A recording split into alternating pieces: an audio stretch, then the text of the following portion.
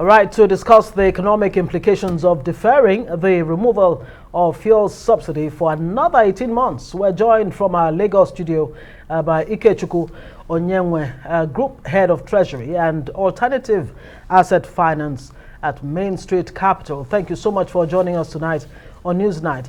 Let's begin with the two committees set up by the House of Reps to first ascertain how much fuel is consumed by Nigerians, and secondly, to investigate the country's refineries.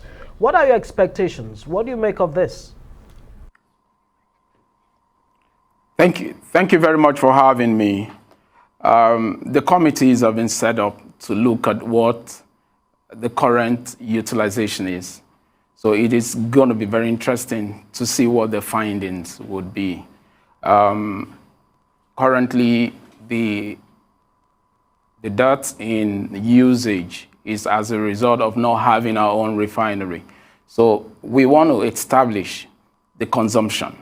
And after establishing the consumption, they would find out what they are really funding. The Minister for Finance have actually stated that the shortfall will be taken care of by the appropriation.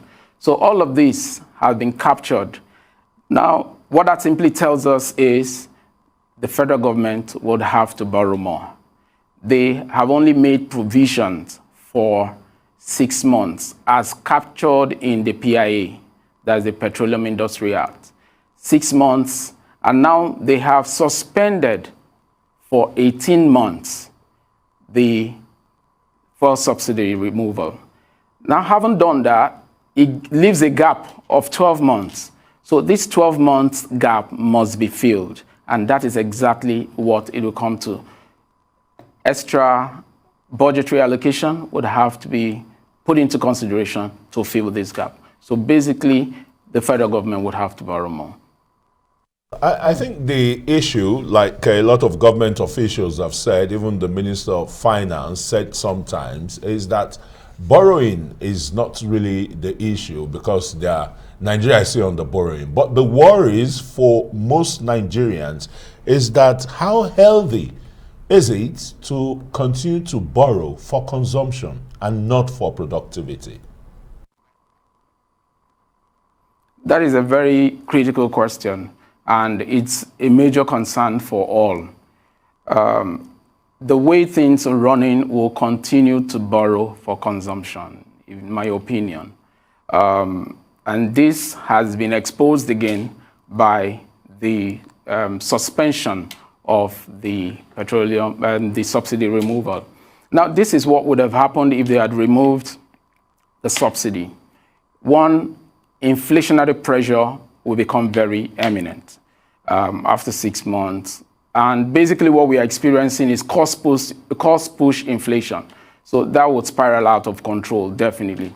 But with this suspension, they will continue to manage what we currently have and be funding expenditure instead of capital projects. So to get us out of where we are, we need to fund capital projects. But the way things are, it becomes evident that we'll continue to fund expenditure. And this would run for another 18 months, like they have rightly said. So it leaves a lot to be desired.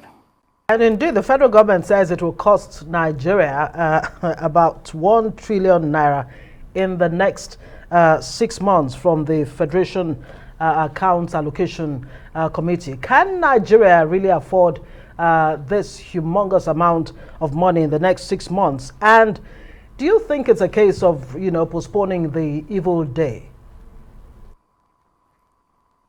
I totally agree with you, Ngozi.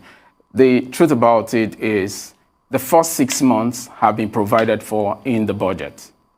Now, what happens thereafter is now that they have suspended the removal, that leaves a gap of 12 months. And from all indication, from records, it used to be about $4.6 billion to fund subsidies. Now, if they have provided for half, that 6 months, half the financial year, that means 2.3 has been provided for. Now, the other 2.3 was supposed to accrue from when they removed the subsidy, but now they have suspended it. So we have that 2.3 and another 12 months 4.6.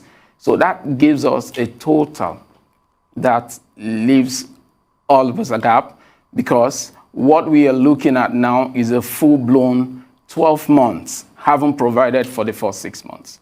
So it's really interesting times ahead, if you ask me.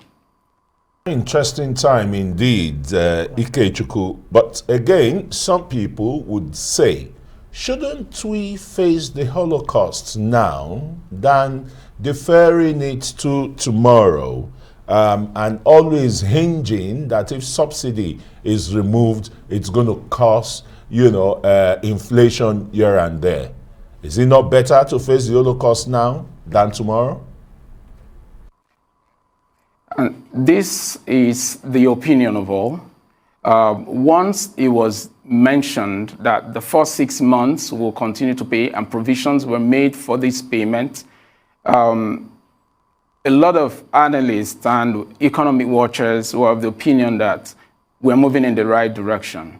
But you see, the timing of it actually leaves a lot to be desired. One, we have an election year, and I think it will make everyone unpopular, most especially now. Two, the timing is around the region when inflation is beginning to pick up again. We saw inflation at 15.4, and now it rose to 15.6. And all of this is largely because the base effects that affected the inflation figures that printed last year kept dropping as a result of the base effect from 2020. But we've come to the point where the base effect will not necessarily bring inflation down. So we are living with the realities of the day. And removing fuel subsidy now would heighten inflation. So that's like swallowing a bitter pill, going for a surgery knowing that you get better after the surgery. But now that it has been suspended, it makes things very interesting, I must tell you. And like Ngozi alluded to earlier, it's actually like postponing doomsday. All right, Ikechukwu Onyenwe. Thanks very much. He's the group head, Treasury and new business of Capital, Mainstreet Capital.